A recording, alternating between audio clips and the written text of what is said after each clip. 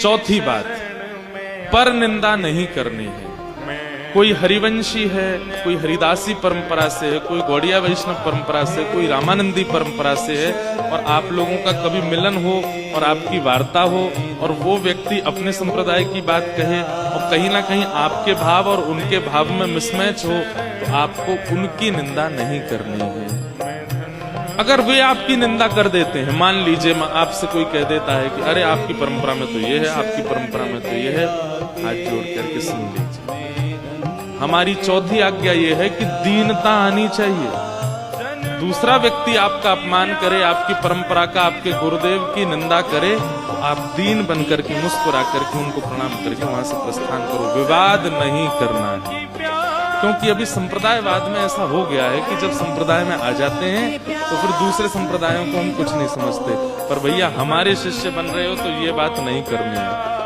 कभी गौड़िया वैष्णव आपके नगर में आते हैं, उनको भी सुनने चाहिए। कभी रामानंदी वैष्णव आपके नगर में आते हैं तो उनको भी सुनने चाहिए।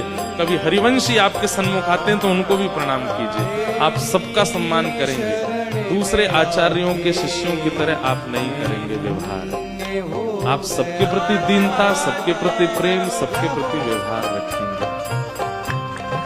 पर निंदा नहीं करनी है, पर गुरु के प्रति दुर्भाव नहीं रखना। हम तो ये कहेंगे कि भैया आप किसी अन्य की कथा में जाएं तो आपका उठना बैठना और स्वरूप बता दे, ओहो ये तो गिरधर लाल जी के सेवक हैं, आपके स्वरूप से ही पता चल जाए। आपको देख करके आचार्य चरण, दूसरे आचार्य चरण अपने आप बोले, तुमने गिरधर लाल जी की शरणागति ली है क्या? इंद्रेश जी के शिष्य बोले, हाँ जी महाराज। आपने बताया नहीं, आपको देख के पता चल जाए। उसके लिए अपने आचरण में, व्यवहार में, स्वरूप में दीनता लानी है। आज के बाद यहां 5 संस्कार होंगे आपके। 5 संस्कार कौन कौन से हैं?